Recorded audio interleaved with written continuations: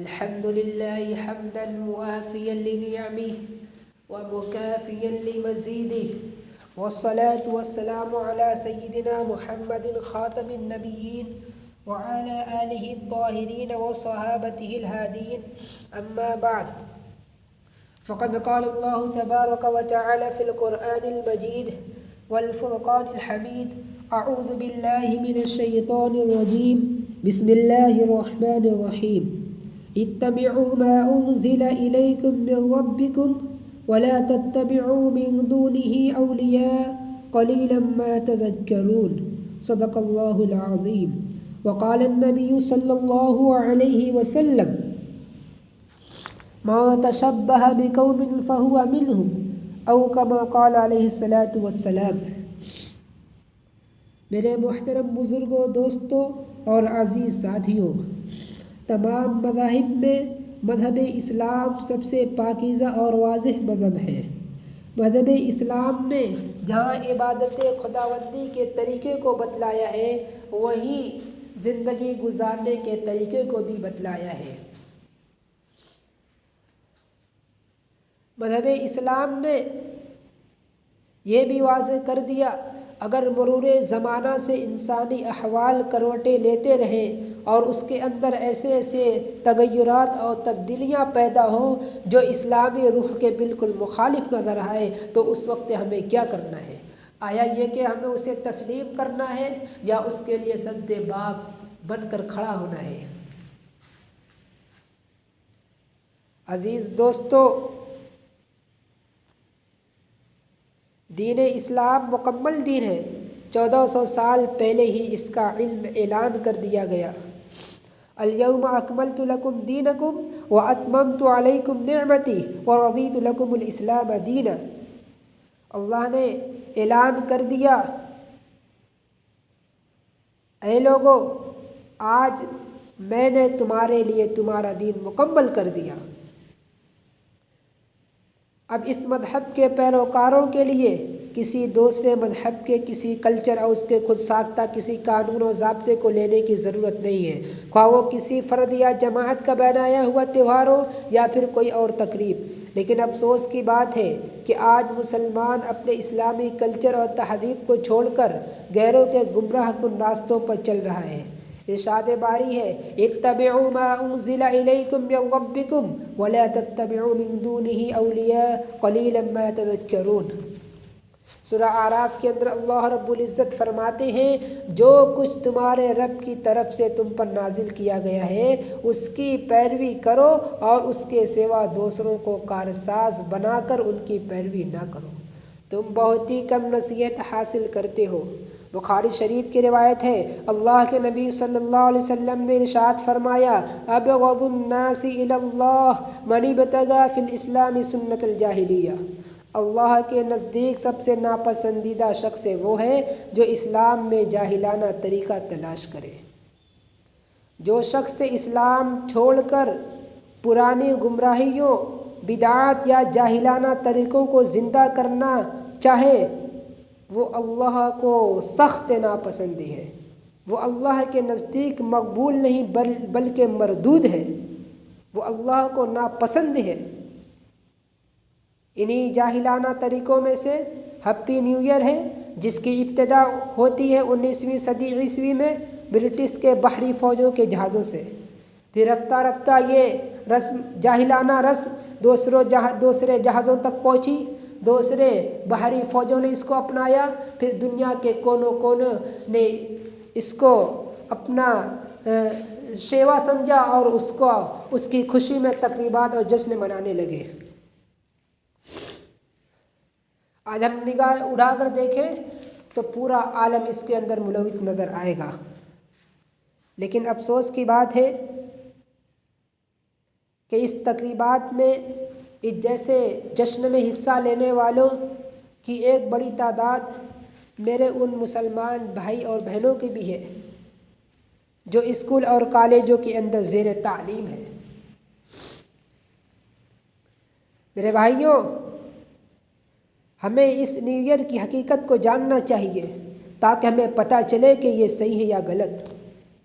میرے اسلام کی روح سے غلط ہے یا صحیح ہے؟ میرا اسلام اس تقریب میں حصہ لینے کو جائز قرار دے رہا ہے یا ناجائز؟ ہم اسلام کی تاریخ اٹھا کر دیکھیں کہ کہیں ہمیں اس کا ثبوت ملتا ہے؟ اسلام کے جو شاہ سوار صحابہ کرام رضوان اللہ عنہم اجمعین ہیں اور ان کے مرشد و مربی نبی اکرم صلی اللہ علیہ وسلم نے اپنی زندگیوں میں اس طرح کی کوئی تقریب کی؟ ان کی زندگی میں کیا نئے سال نہیں آتے تھے؟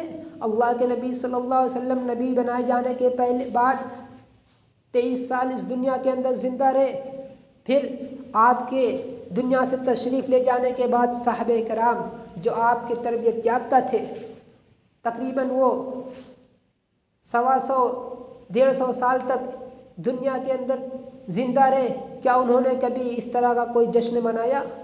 کسی نئے سال پر، کسی نئے سال کے موقع پر مبارکباد دی اور کوئی تقریبات کی، اپنے مکان اور اپنے صحن کو سجایا؟ نہیں، ہرگز نہیں. ان کا شیوا صرف تھا اطیعوا اللہ و اطیعوا الرسول. وہ اطیعوا اللہ و اطیعوا الرسول، اللہ اور اس کے رسول کی اطاعت کو ڈیسائیڈ کیا کرتے تھے، اس کو فالو کرتے تھے.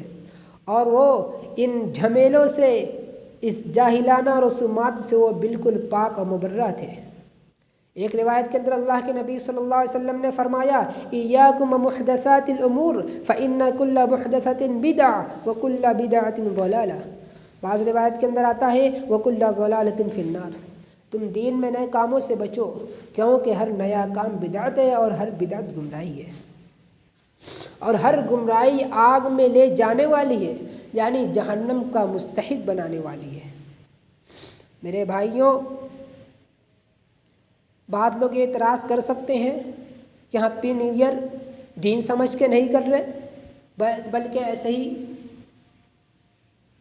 بغیر دین سمجھے، بغیر ثواب کے ہم کر رہے ہیں، خوشی منا رہے ہیں، لوگوں کو مبارکباد دے رہے ہیں اور محبت کی باتیں کر رہے ہیں.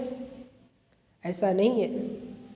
ٹھیک ہے، آپ دین سمجھ کے نہیں کر رہے، لیکن ایک منکر خدا، اسلام کے دشمن یہود کے بنائے ہوئے تقریب میں تو حصہ لے رہے ہیں، آپ اس کے بنائے ہوئے کلچر کو تو اپنا رہے ہیں.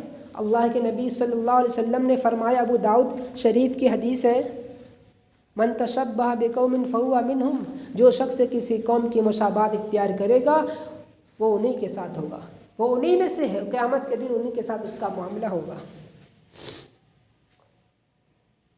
اور نہ جانے اس رسومات کے پیچھے کتنی بے اعتدالیاں ہوتی ہیں، فضول خرچیاں، عیاشی، بدنگاہی، غیر محرم لڑکوں اور لڑکیوں کا اختلاط.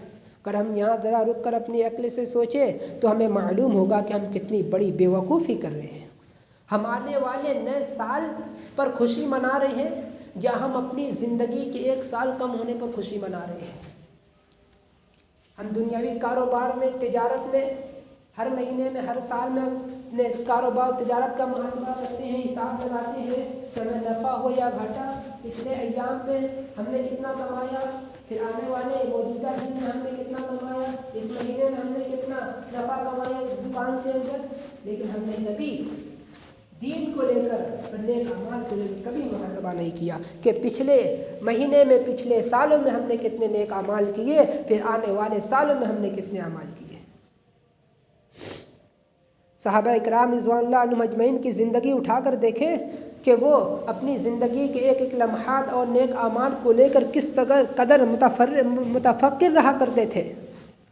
حضرت ابو درداء رضی اللہ تعالیٰ عنہ کے بارے میں آتا ہے، وہ فرماتے ہیں یا ابن آدم انت ایام ذہب منک یوم غربت فیہ الشمس نقص فیہ اجلک ولم یزدد فیہ عملک. اے ابن آدم، تو صرف دنوں کا مجموعہ ہے. جب تیرا ایک دن گزر جاتا ہے جس کا سورج غروب ہو گیا تو تیری عمر کا ایک حصہ کم ہو گیا اور تیرے اعمال میں کوئی اضافہ نہیں ہوا. اسی طرح کے اقوال حضرت عبداللہ بن مسعود رضی اللہ تعالیٰ عنہ سے مروی ہیں، ما ندمت علی شیء ندمی علی یوم غربت شمس نقص فیہ اجلی ولم یزدد فیہ عملی. فرماتے ہیں مجھے کسی چیز پر اتنا پچھتاوا نہیں ہوا اتنی شرمندگی کا سامنا کرنا نہیں پڑا جتنا اس دن پر جس کا سورج غروب ہو گیا ہو، میری عمر کم ہو گئی ہو اور میرے اعمال میں کوئی اضافہ نہ ہوا ہو۔ یہ تھے صحابہ اکرام، یہ اللہ کے نبی صلی اللہ علیہ وسلم کے تربیت یافتہ صحابہ اکرام۔ کیا آپ ان تربیت یافتہ صحابہ اکرام کے بارے میں گمان کر سکتے ہیں کہ ان کا کوئی لمحہ، کوئی منٹ، کوئی سیکنڈ لغویات میں فضول کاموں میں گزر رہا ہو؟ نہیں، ہرگز نہیں۔ لیکن پھر بھی ان کا ایمان اس قدر مضبوط تھا اور ایسی تربیت حاصل تھی کہ یہ سب کچھ کرنے کے بعد پھر یہی سوچتے تھے، یہی غور کیا کرتے تھے کہ یار ہم نے ابھی تو کچھ نہیں کیا ہے، ہم نے تو اپنی زندگی میں کچھ اعمال نہیں کیا، ابھی تو بہت کچھ کرنا باقی ہے۔ میرے بھائیوں، افسوس کی بات ہے، کبھی ہم نے سوچا اپنے گزرے ہوئے ایام کے بارے میں؟ نہیں، ہرگز نہیں۔ تو پھر ہم کس بات کی خوشی اور جشن منا رہے ہیں؟ ہمارے ایمان اور اعمال کی کوئی گارنٹی ہے کہ عند اللہ وہ مقبول ہے بھی یا نہیں؟ نہیں، کوئی گارنٹی نہیں ہے کہ ہم جو نماز پڑھ رہے ہیں اللہ کے یہاں مقبول ہو رہی ہے یا نہیں ہو رہی ہے، ہم جو روزہ رکھے ہیں عند اللہ مقبول ہو رہی ہے یا نہیں ہو رہی ہے، ہم جو زکوٰۃ دے رہے ہیں عند اللہ مقبول ہو رہی ہے یا نہیں ہو رہی ہے، اور اپنی زندگی میں جو نیک اعمال کر رہے ہیں وہ اللہ کو پسند ہے یا پسند نہیں ہے۔ لیکن ہم نئے سال کے آنے پر خوشی منا رہے ہیں، یہودیوں کے بنائے ہوئے تقریب میں حصہ لے رہے ہیں، یہودیوں کے مہینوں کو اپنا مہینہ سمجھ رہے ہیں۔ میرے بھائیوں، ہمارا مہینہ تو اصل اسلامی مہینہ ہے، ہم اسلامی مہینوں کو فالو کریں، اسلامی مہینوں کو اپنائیں، لیکن اس اسلامی مہینے کے آغاز میں بھی، اسلامی سال کے آغاز میں بھی ہمیں شریعت، ہمارا اسلام یہ ہمیں اجازت نہیں دیتا کہ ہم ہیپی نیو ایئر منائیں، لوگوں کو مبارکباد دیں، بلکہ صحابہ اکرام اللہ کے نیک بدنوں سے یہ ثابت ہوتا ہے، اولیاء اللہ سے یہ منقول ہے اور کتابوں کے اندر آتا ہے کہ جب نئے سال آتے تھے وہ اپنے گزرے ہوئے ماضی سال کا محاسبہ کرتے تھے، اس کے بارے میں غور کرتے تھے کہ ہم نے پچھلے سال کیا کیا کیے، پچھلے سال کے اندر اللہ رب العزت کی عبادت کا جو حق تھا ہم نے ادا کیا یا نہیں، اللہ رب العزت اور نبی صلی اللہ علیہ وسلم کے حکموں پر چلنے کا جو حکم تھا ان کے احکام کے مطابق، ان کے بتائے ہوئے طریقے کے مطابق ہم نے اپنے ماضی والے سال کو صحیح سے گزارا یا نہیں۔ میرے بھائیوں، اللہ رب العزت سے دعا کرے اور سمجھے سوچے کہ ہم کیا کر رہے ہیں اور ہمیں کیا کرنا چاہیے۔ اللہ تعالی ہم سب کو صحیح سمجھ بوجھ عطا فرمائے اور دین محمدی پر کامل طور پر عمل کرنے، اس پر چلنے اور بتائے ہوئے نبی صلی اللہ علیہ وسلم کی طریقے کے مطابق زندگی گزارنے والا بنائے۔ آمین ثم آمین، وآخر دعوانا الحمد للہ رب العالمین۔